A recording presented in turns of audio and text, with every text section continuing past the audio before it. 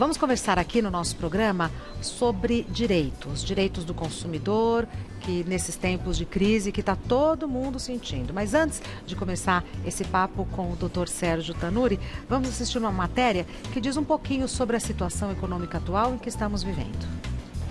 De uma coisa nós temos certeza: a situação econômica do país não está fácil. Há um ditado no mercado financeiro que diz: o mercado sobe de escada e desce de elevador. Isso porque, normalmente, as quedas são mais rápidas e brutas, levando o lucro de muitos meses.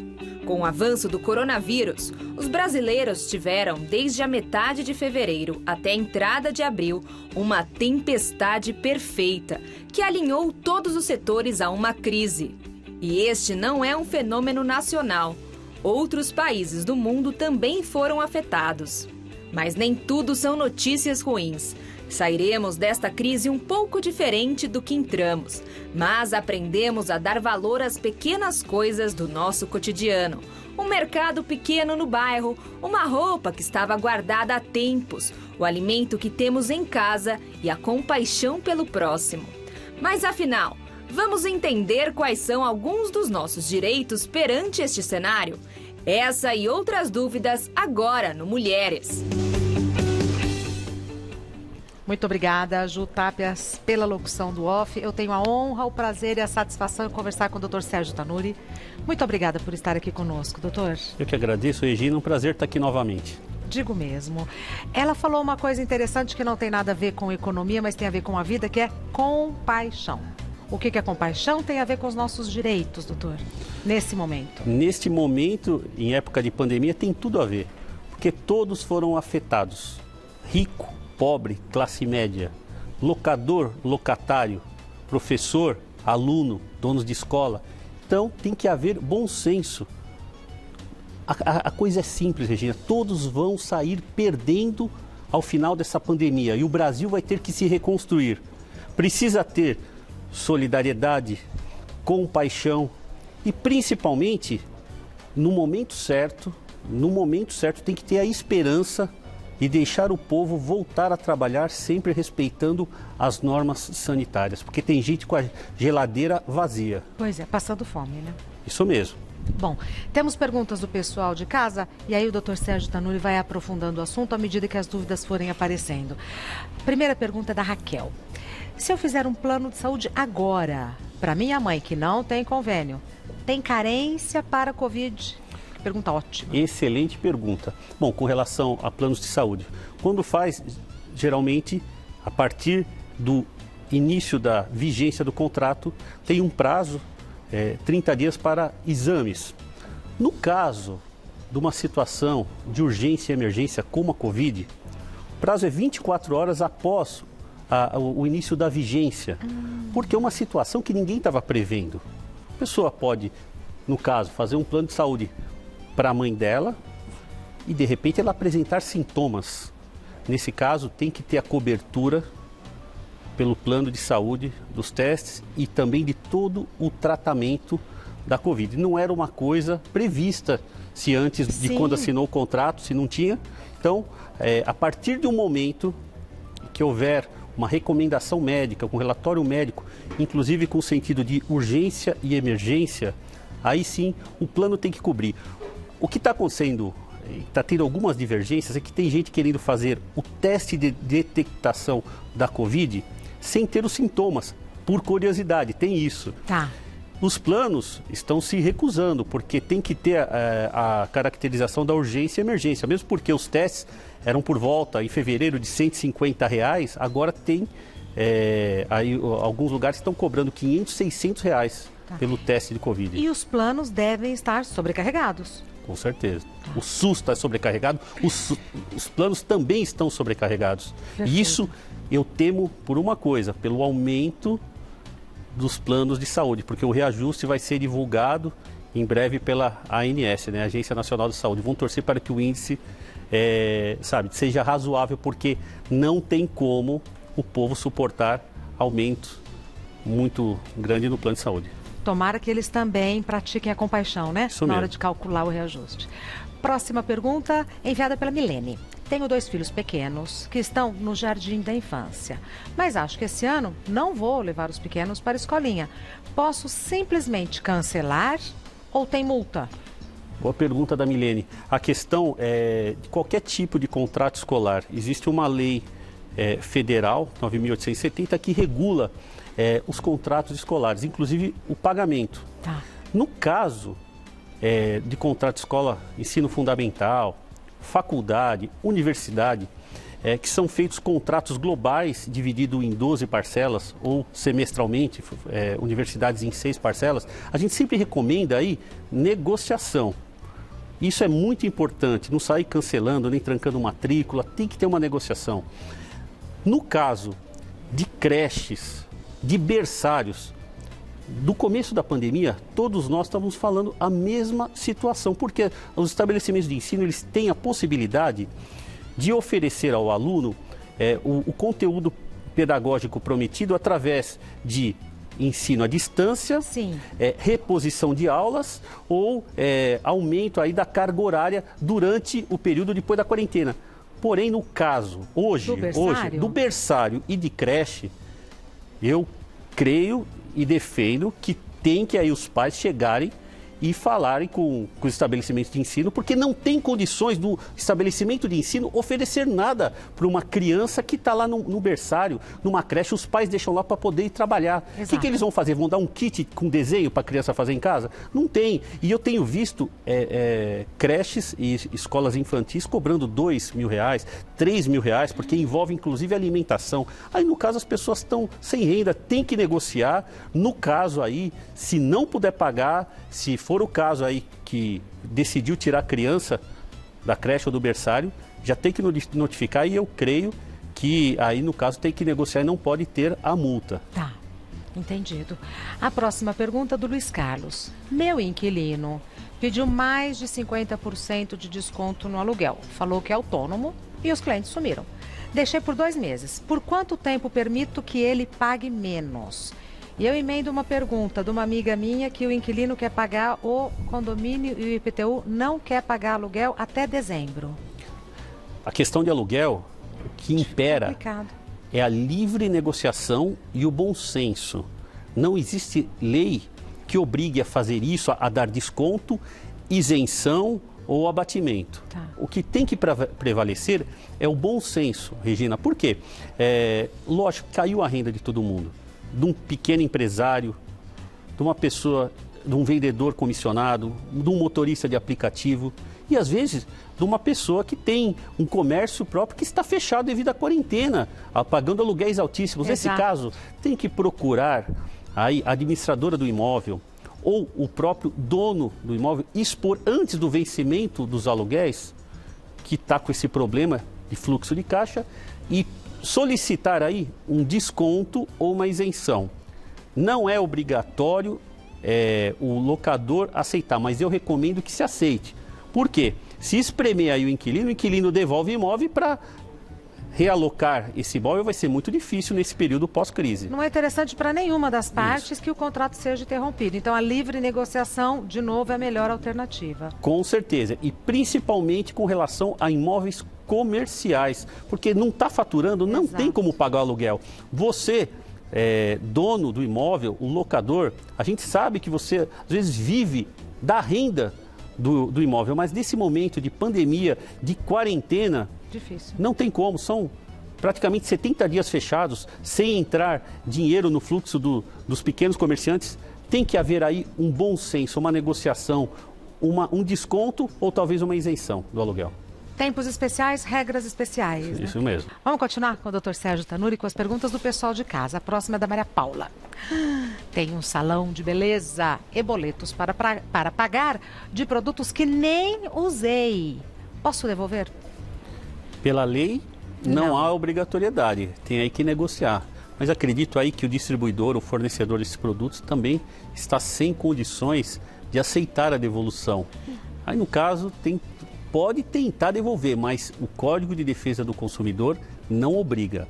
Tá. É importante saber, né, o que a lei determina e o que a gente pode tentar. Isso mesmo. Sempre vale uma negociação. mas eu acredito também que deve estar difícil para o distribuidor e fornecedor. Próxima pergunta da Luciana.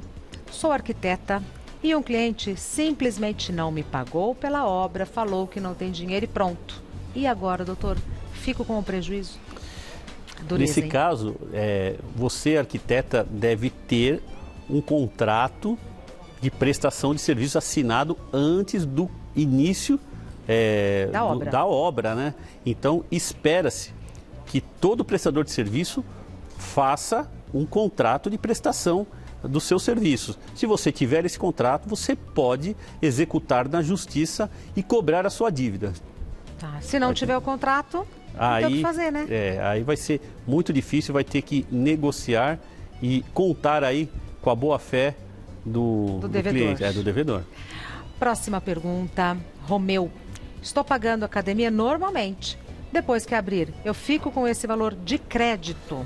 Regina, essa questão da academia, está todo mundo perguntando, porque são planos semestrais ou anuais. Ah, estou pagando a academia, vou cancelar, quero o meu dinheiro de volta, vou cancelar pedir o estorno no cartão de crédito. A recomendação é, você aluno de academia, não faça isso. Por quê? As academias estão fechadas. Na hora que reabrirem, você vai poder usufruir o tempo da quarentena no final do seu contrato. Então não se desespere, eles estão sofrendo também, as academias estão sem poder vender planos, conseguir novos alunos, então não tem problema nesse caso. Espere e o tempo que ficou a quarentena você vai poder usufruir ao final do seu contrato. E ainda fico pensando aqui, provavelmente a academia deve estar tendo custo da manutenção. Porque não é simplesmente fechar. Sim, manutenção, a folha de pagamento. Os funcionários. Os funcionários têm que honrar compromisso, IPTU. Aluguel muita coisa. E outras coisas. Então, tem que ter calma. Eu costumo dizer desde o início da pandemia, não cancele, remarque. Boa. Como no caso de... Tem muita gente que comprou pacotes turísticos. Não cancele, não peça o dinheiro de volta, remarque, você vai ter 12 meses aí pela frente para poder desfrutar da sua tão esperada viagem. A mesma situação é para buffets infantis e festas de casamento. Remarque, ninguém vai deixar de casar, não pode agora, para que vai pedir o dinheiro de volta de todos os fornecedores? Aí vai gerar uma quebradeira em escala, principalmente para os buffets. Os buffets estão muito ameaçados, porque as mães que tinham festas infantis e também os noivos que tinham festas de casamento estão todas adiando. Porque se for pedir o dinheiro de volta, aí quebra tudo e não vamos ter. Vai ser uma quebradeira, não é interessante para ninguém. Tá, mais uma. Mônica, estou pagando o meu imóvel na planta, mas o mês que vem acho que não vou ter o valor integral porque sou freelancer. Posso deixar de pagar? Se sim, por quantos meses? Então, esse exemplo serve para qualquer tipo de dívida. Está vendo que a água está subindo, está começando a ficar difícil? Não deixe o boleto vencer, não deixe a dívida vencer. Faça contato com o seu credor. No caso, ligue para a construtora, já explique que não vai conseguir pagar e peça prazo, prorrogação dos boletos que estão por vir. Já não peça só para um mês, não. Fala que os próximos 3 meses, que é o mínimo que se espera aí, que a volta da quarentena e depois que volte tudo ao normal, que vai acontecer aí a volta, peça aí uma prorrogação desses boletos. Isso vale para toda e qualquer negociação. Pedido de prorrogação antecipado. A mesma situação, pais de alunos que têm aí boletos da escola chegando aí para vencer aí em junho. Não deixa vencer e ver o que vai acontecer depois, porque pode incorrer em multas e juros. Já peça através de um canal de atendimento que todo estabelecimento, todo comércio, toda indústria tem que ter. Explique a sua situação e peça uma renegociação com a prorrogação do vencimento dos boletos. E aí também já resolve por um período, é um problema menos, né, para se torturar. Com certeza. Já está resolvido, já sabe o que vai ser, né? E já peça por 3 meses, que essa situação não vai se resolver em breve, antes disso. Vamos lá. Mais uma pergunta da Tereza. Comprei um carro parcelado para trabalhar com aplicativo. Como faço para renegociar? Posso jogar o parcelamento para frente? Então, é isso que a gente estava falando. Nesse caso aí, se você fez um financiamento com o banco, procure o banco, procure o seu gerente e faça esse tipo de pedido para prorrogar.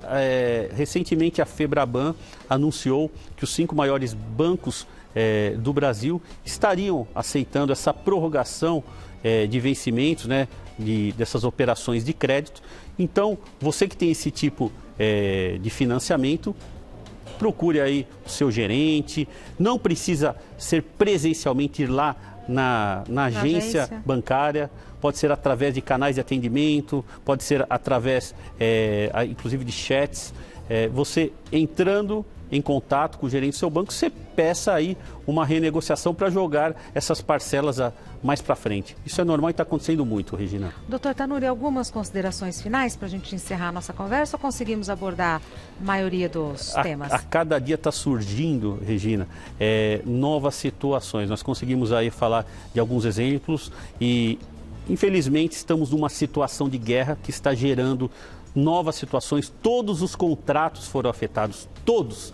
Não existe situação igual que antes era lá no começo de março com o que estamos vivendo agora. Então, tudo foi afetado, toda a relação jurídica, todo o contrato. O que vale agora é uma negociação com bom senso, com harmonia e principalmente aí, boa fé de ambas as partes. Boa fé de ambas as partes, porque é muito ruim quando a gente está negociando e desconfia que a outra parte está querendo ganhar um pouco no jogo, levar uma vantagem, né? Levar uma vantagem. Que é, infelizmente, o caso de atravessadores e maus aí, comerciantes que estão querendo ganhar em cima da pandemia. Isso é um pecado. Sim. Isso é um crime. E vou dar um exemplo só para terminar, a questão do botijão de gás. O botijão de gás que era vendido a R$70 alguns meses atrás, a gente está vendo aí toda a periferia, principalmente penalizando o povo humilde da periferia, vendendo a 150 a R$200. Mas os órgãos de defesa do consumidor estão de olho, inclusive o PROCON está indo para cima desses distribuidores. Como pode? Não. Sim.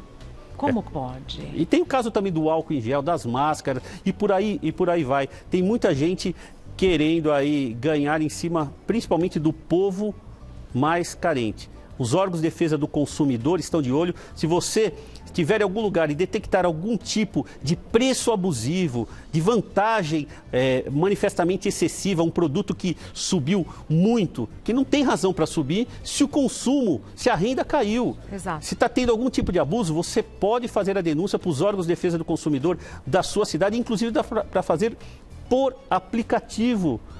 Você tire foto e marque lá o PROCON, faça a sua denúncia também pelas redes sociais. O PROCON está funcionando? Funcionando e muito bem. Os órgãos de defesa do consumidor estão de olho nesses abusos. Se você tiver qualquer problema, pode entrar em contato comigo através das minhas redes sociais, que eu vou tentar te ajudar. Pronto. Instagram do Dr. Sérgio Tanuri é sergio.tanuri, Tanuri com 2 N's, sergio.tanuri. E o site do Dr. Sérgio Tanuri é tanuri.com.br, Tanuri sempre com 2 N's, sergio.tanuri no Instagram e o site tanuri.com.br.